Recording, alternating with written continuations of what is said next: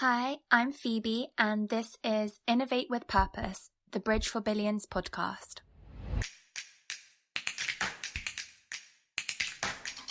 In this series, we'll be looking at purpose-driven innovation and reimagining a new normal within the entrepreneurial ecosystem and beyond.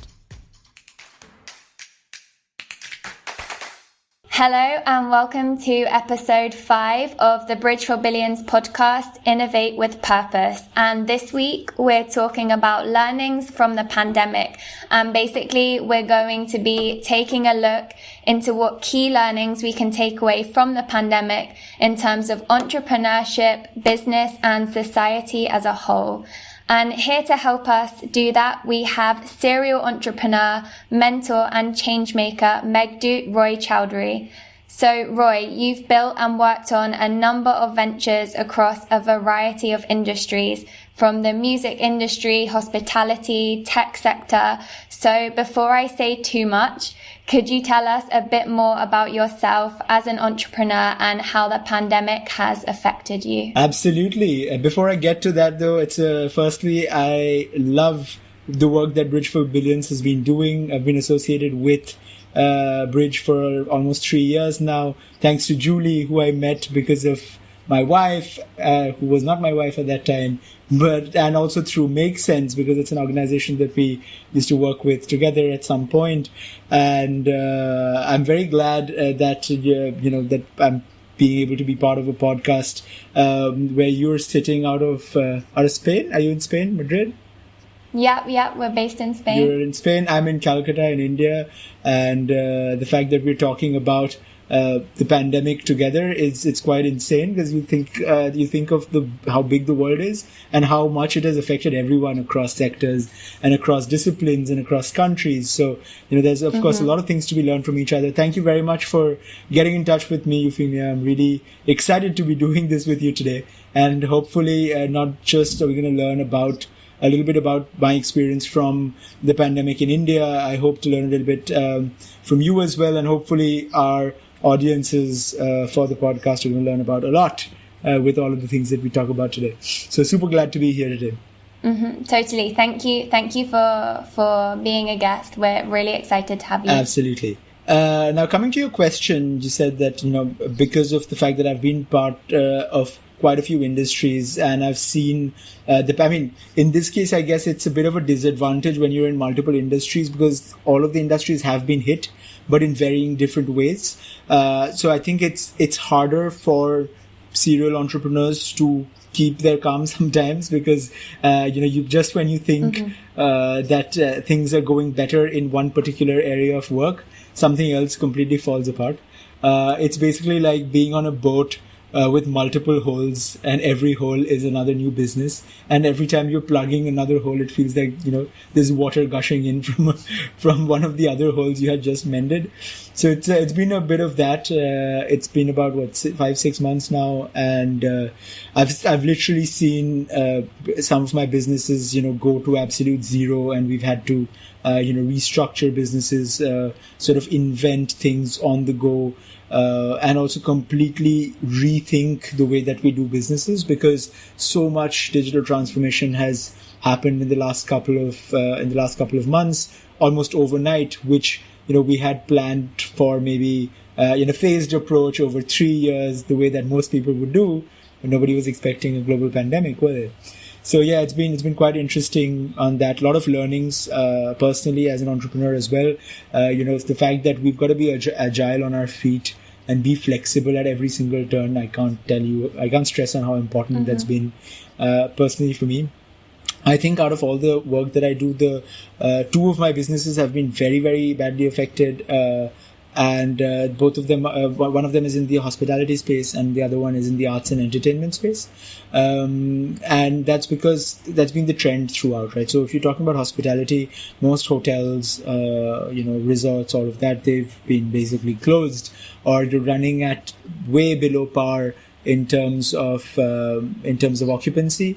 One of the backpackers hostels that I run, called Offbeat Bunkers, we had 150 people accommodation at this backpackers hostel, which used to be running at almost 75-80% occupancy before the pandemic hit. And since then, for the first couple of weeks, almost a month, I think we had 0 guests, right? So I think it was quite harsh to think that we went from doing fairly good business to 0 guests. But then we realized that this is a time when you need to be able to successfully convert threats to opportunities. So one of the things that we ended up doing, almost within like the first 3 weeks or a month, I think, we converted the entire place into a quarantine center. And that was a bit of it was a hard call, firstly because doing business means that as entrepreneurs, as people who've started businesses, you think a lot more about the users. And here we have 2 kinds of users. You're talking about the external stakeholders, like your customers, and you're talking about your internal stakeholders, which are people who work here. Now these are people who have a lot of faith in me and who are working with me. They work with a shared vision, and from one day to the next, I'm asking them to basically put their lives on the line because I want to convert this place into a quarantine center. It's not an easy decision to make. And I'm very glad, and I guess I'm very fortunate that the vision was shared even on this. It was the first week or so was a bit uneasy, but we made sure that everybody had access to PPEs, kits. There was very strict segregation within the building on which lifts regular people could take, which lifts the quarantine center guests could take. And we had to incorporate like very strict rules as well. I think that helped them understand that, we did not want to take any unnecessary chances. So that really helped with getting the place back on its feet. And I would like to even stress on this point even more, taking threats and converting them into opportunities, is that because we created that one quarantine center, what ended up happening was we were able to instill enough faith in the government and in the airport authorities of our city in Kolkata. And they put out a tender for an airport quarantine center. And we were the first ones they thought of, so we applied for it and we got it. So we were able to build a 400-person quarantine center at the Kolkata airport as well. Sure. And if I can ask, on that, I'm just curious, did that decision come from more of a personal point of view or a business point of view? What kind of drove you to make that decision? So the first one, when we converted into a quarantine center, was a business point of view, because I had to feed people as well. I had to make sure that people don't lose jobs, and the only way that I could keep that business running was if we were able to create, other forms of, subsistence for people working there, which is why we converted it, of course, taking all the necessary precautions. But also, intrinsically, anything you do during a crisis is also very human driven. I would be lying if I say that, I wasn't almost aghast at the conditions that were available for quarantine guests at some of the government facilities.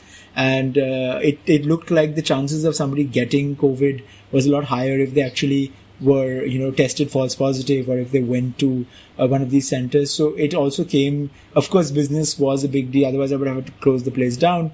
But even otherwise, I think the condition was so deplorable, we had to do something. And as entrepreneurs, I think that's something that we, these are choices we make on a day-to-day basis, and we had to do it. So push came to shove. It's something that we had to take the decision for. And I'm glad we did, because even after that, we got a lot more support from the government. We were able to create this 400-bed quarantine center at the airport, which we won't get into what happened after that, because there was a series of situations that happened which was out of my control. But at least we got to pick up like an interesting project. We were able to help a lot of people, and that was it. So the other sector that I represent is the arts and entertainment sector. And I primarily have 2 businesses within the sector, one of them being a recording studio called Blooper House, which I started when I was 19. And it's something that's very dear to my heart. In all of the last 9 years, we've never had a time where we've been closed for anything more than 2 days. So it was very tricky that at the beginning of the lockdown, for the first 2.5 months, we could not keep the studio open. And, of course, business was affected, but we were able to kickstart that again, because the good thing about recording studios is that you never allow a lot of people inside anyway.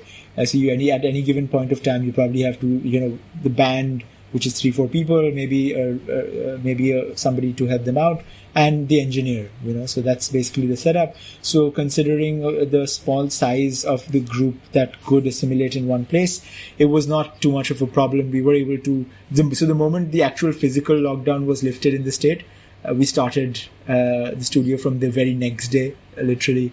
So that went, the transition was pretty smooth, and there was a lot of music brewing inside people's inside artists in general. So we had like back-to-back bookings from the day that we started off. So that sector was saved. However, the other business was a bit more affected. So it's a live music venue called Top Cat. It's something that I've been running for the last 2 years.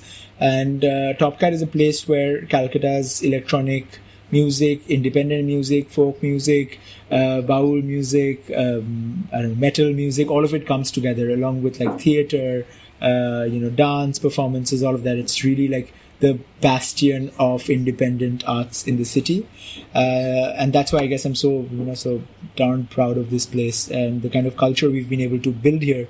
And it was very hard for us to completely stop operations. And the issue here was slightly different, is that it's a live music venue, right? So you can't have a live music venue without people. And we could see that artists were struggling. There were no shows, and in spite of that, we could not really do a lot. At least not in the existing format, because you couldn't have a studio, couldn't have a live audience. So about 3 months into the pandemic, we figured that we had to figure out something else to do in order to support our musician friends and the other fellow artists. So what we decided to do was we decided to convert that place into a streaming lab. So we invested a little bit of money, brought the equipment for like a professional streaming, and we already had the stage and the lights. We put a few cameras and got a live streaming setup, and that place is currently used by a lot of the artists. We're doing about 2 to 3 shows a week, and helping artists reach out to their fan bases and their audiences. And some of them are running shows to raise money for other artists. Some of them are running shows to support their families, and things are improving. Of course, not to the same standard as as a regular venue, because you don't have people. That's what we human beings do at the end of the day, right? We communicate, we tell stories, we talk to each other, and the pandemic's made it so difficult to just have a conversation. I think that's where the new normal is so very hard. And if I may add another point on this particular thing, even when we did the first couple of shows at the new streaming labs, we saw that it looked good, it kind of sounded okay, but something was missing, and we couldn't figure out what was missing. And this is a very interesting lesson. We're talking about lessons from the pandemic. I think it's a very interesting lesson I learned. So I was talking to some of my other musician friends who had seen that performance the day before, and I called somebody that I trust a lot and said, "Hey, what do you think? Did you like the show yesterday? Didn't you feel there was something missing?" And he was like, "Yeah, I didn't feel like I was in Top Cat." And this thing got me thinking. What do you mean you didn't feel like you were at the venue? They said, the venue itself has a sound. And whatever venue it is, be it a hall, be it a garage, be it a stadium, be it an open air venue, every venue has its own sound. Yeah. So what this other friend of mine who's been to this place, a million times basically, he said, I've been to this place so many times, for some reason it doesn't sound like they're playing at the venue. This sounds pre-recorded or something. And that's when we realized that you can't translate skills, or you can't translate technology linearly. So what we decided to do from the next concert, and which I think really gave us the edge over any other venue which was even attempting to do live streaming, is we've just placed 2 mics in the 2 corners of the room diagonally, which could pick up the sound of the room itself. And we didn't realize that made the whole difference. It sounded live, it sounded raw, it sounded like people were actually performing then. And for me, that was an interesting lesson from the pandemic, that, don't expect that just because I was doing something, in a particular way physically, I can translate that digitally, because it just does not work. And when we talk about education and stuff, I'm guessing we'll come to that later. I'll tell you some of the other lessons I've learned about this, lack of linear translation from physical to digital. So since we're actually already kind of talking about kind of the translation of digital, making it feel more real, and how we can do that, and how we can achieve that. Let's talk about education. So what did you learn about kind of translating education from a face-to-face in a classroom to online, or what did you observe? I've never been much of a teacher, to be honest. I'm an educator from the management perspective. Like, we run schools, colleges, universities. So I have to set up the pedagogy backend for education, and we support a lot of students. Currently, we work with about 70,000 students in our group, which is one of the largest education management groups in the country. I haven't really done a lot of classes before. I've not taken a lot of classes, but I have done a lot of master classes, and I've had a lot of speaking assignments, doing keynotes and addressing students with bigger crowds, like talking to 500-600 people, to 1,000 people at the same time. And one thing that I've always noticed in some of these public speaking sessions that I organize, for example, is I can go on for hours, right? It's something that I really enjoy. I've always enjoyed being on stage with a mic in my hand. I love talking to people. And the reason why it's so much fun and why I find it so endearing to who I am as a person is because I love learning from people on the go, right? I learn a lot from people so it's not a one-way process. I ask a lot of questions. Mm-hmm. I'm very much involved with the crowds. They form a very big part of what I'm going to teach, because I have a kind of a framework in mind, but most of the things I'm making up on the go, because, that's my vibe in general. Now, when you're doing that online, it's a whole different story, because you have to be a lot more meticulously prepared. Firstly, it's harder because there's a lot more distraction. So it's a big learning, right? When you're in a room with 200 people or 50 people or 5 people or 1,000 people, does not matter the number, you're only focusing on those people. There's nobody going in and out of the room. There's nobody asking you if you want a cup of coffee. There's nobody asking you, telling you when your next meeting is. You would never, just for the sake of being a decent human being, you would not take out your phone while you're in a lecture, right? You don't want to be noticed if you're a participant. You absolutely don't want to be noticed if you're the speaker. But these digital mediums give us this false sense of security when you're like, okay, I can switch off my screen and for 2 seconds just quickly check my Insta story for a second, or I'm not saying I do that, but I guess the chances of doing it are quite high, and everyone's working from home, so there are a lot of distractions at home already. Somebody's going to walk in, say something, do something, and that I find that personally very distracting. That's number one. Number two big lesson for education is, again, the translatability that I was talking about earlier, which I talked about in this in terms of music earlier. Even for education, I think it's very complicated, because you can't just run slides the same way. Before, you were running slides on a board, and you were talking and you were making up for what you weren't prepared with, in terms of getting an energy back from the crowd and sort of giving back, right? So it's a two-way street. It's a lot more easier to do. Here in the digital format, most of the time, if it's anything more than 100 people or even 50 people, you're probably doing it in a webinar mode where you don't see anybody else, so you can't get that feel from the crowd. One. Two, it's very hard to keep people's attention on a screen for an extended period of time. So even if you have a pitch deck ready, or even if you have a presentation ready that forms a part of your curriculum, you probably have to do more things to make it interesting. So, for example, annotations, I've realized, are very, very important, right? When I'm talking about something, even when I've had presentations before, I'm not really like a pointer kind of guy. I would never take out a pointer and point. But on the screen, if I'm talking, I would even then, open the annotation tool, sort of circle things, make arrows, point, just to keep people steady. And students also need to know, participants at the end of the other side of the screen, they need to know that the professor is also equally engaged. They're equally involved in the process. So that's the second point I would like to stress on. And the third, and I guess the most important point of what I've learned as an educator, looking at my fellow educators and looking at all the teachers who work with us. We have about 5,000 faculty and teachers in our group, and that's a lot of people, right? And these are a lot of people who've not been trained in digital learning tools, which means you are trying to convince somebody who's been teaching for 15, 20 years in a particular way to change their teaching styles overnight. People who are not that tech savvy, people who are not really used to using, platforms like Zoom and Google Classroom and all that.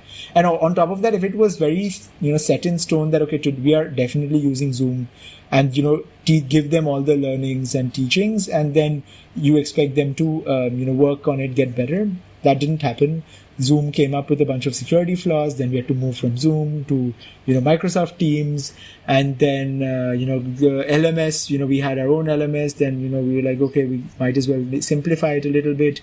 Started working with Google Classroom. It's just been a lot of change. And we know how difficult change is. We might talk about how change is the only constant, blah, blah, blah. I said it myself multiple times. But change is hard as well. We don't talk about that enough. Especially at a time when things are so uncertain, when we don't know what we are working towards for tomorrow. I think change becomes a leisure. It becomes a bit of a luxury, So we have had to work extra hard. We have had to work twice as hard, if not more, to equip our faculty and teachers and everyone else within the system. Sure. And then I guess going from education to wider society, what key learnings or lessons have you kind of taken, or I guess what things have you observed from society as a whole, like changes we need to make, things we could be doing better? Is there anything that's jumped out at you? A few things, yes. One major learning, which is actually a learning from education, but I think it can be utilized in practical life as well. I think we've given in to over-specialization in pretty much every field. And I think that does not fare very well when so many people are losing jobs, because we also need people to sort of step back a little bit. And I'm not saying don't be specialized, but if you have to be specialized in multiple things. You have to see the world from a bigger perspective. Yeah. Just because I am going in to study, say psychology at school, does not mean I should not have a grasp over how finance works, or how societies work, or how economy works. It's very important to know that, and all of these things put together can make me a better investor. Because these are skills that you pick up, and it helps you at a particular at whatever you want to do in life. That needs to come from within. If we could restructure education and henceforth societies as well, to create more jack of all trades, is what I'm saying. To create people who understand how interconnected society essentially is. And also, the more and more we get closer to what the gig economy and what we are now calling the inspiration economy or the passion economy, where if you can find 1,000 people who will support you no matter what you do, you can have a very, very successful living, right? You don't need to have 1 million fans if your 1 million fans are not paying you enough. If you have 1 million fans and all of them are ready to pay for you, then you're a superstar. Then the superstar economics works for you. But otherwise, even for a regular person, if you have 1,000 dedicated, loyal fans who will buy your product irrespective of if it's a t-shirt or an album or a new class you put out online or a workshop, then you're set. You can basically sustain yourself for all of time, which goes on to show that these people need to understand a lot more than just their art or craft or their discipline. It means that they have to understand how online, transmitting of education works. They have to understand a Twitch or a Discord or even things like Zoom, and be very well versed with how technology works. They have to understand how sales and marketing works, because if you're a solopreneur or a micropreneur, you probably don't have enough money to hire a marketing firm to do your work. You probably can't hire a digital marketing person to sit on your roles and do that. So you probably need to figure out a lot of things by yourself, and that can only happen if you have a very good understanding of how the world works in general, which is why I'm all for, let's have more generalized people who obviously understand very well about their particular core competency, but that does not mean that they behave like ostriches with their heads inside the sand and completely ignore that everything else that happens around them. That's really interesting, because from last week's episode, we spoke to Craig from PCDN, and he said exactly the same thing. to have people that are specialized but also have this bigger picture understanding, you know, a tech person that understands the human side of product, you know, someone and also the value of networks, and someone that can connect with other people and use other people's ideas. So the last question I'd like to ask is, you've talked a lot about changes you made to your business and kind of observations you've made over the pandemic, but did the pandemic affect any of your values as an entrepreneur? I think it's made me realize some things, not as an entrepreneur but as a person. More importantly, I think I'm approaching my 30s, and I have barely spent any time at home in the last 7-8 years, I think. The pandemic gave me a reason to be back home after a very long time and be around family. And I thought it was going to be a lot harder than it actually is. It's actually been quite rewarding. And I've really understood, re-understood would be the word. Like, I've understood again how important really having the support of your family and just having family around, how important that is. It's been something that I've realized, not as an entrepreneur, but as a person. So as an entrepreneur, I guess one of the major lessons I've taken is that we should have short and medium term goals, but having very long term goals are something that does not work anymore, especially in the world that we are inheriting now and that we are creating now, is because things just change very much. We have very little control over it. Secondly, even if you look at like the microeconomics point of view, within very small social communities as well, things change too fast. What we hold sacred today can become very almost nullified or become absolutely useless tomorrow. And if we allow that to affect our mental health, and I can see so many people really suffering with that from that perspective right now, especially people are losing jobs, or they're seeing their parents lose jobs around them because they were not able to innovate and reinvent themselves at the right time. It's going to be a big problem, and I think when we talk about upskilling, I think a lot of conversation has been happening, especially in the world of education, around the term upskilling. I think even more than upskilling, what is required at this time is reskilling of our existing workforces. Yeah, I think that's a really interesting point about the difference between upskilling and reskilling. And also I think something I've noticed is knowing what direction to go in, because there's so many different opportunities to learn, especially through the pandemic online, and knowing what's right for you and what format is right for your learning. Like, I think there's a lot of discovery to do in that. So that takes us to the end of today's episode. Meghdut, thank you so much for joining us and being part of the conversation of how we can build a new and better normal. It's really been thought-provoking to hear your journey through the pandemic, and also your vision of entrepreneurship, education, and the society that we want to build post-COVID-19. For anyone listening that would like to learn more about Meghdut and his ventures, his current projects, you can find all of that information on our blog. And that actually brings us to the end of this season of Innovate with Purpose, but we are looking forward to making a new season of podcast episodes very soon, so keep your eyes out for that. And in the meantime, you can catch up with everything we're doing at Bridge at bridgeforbillions.org. And thank you very much for listening.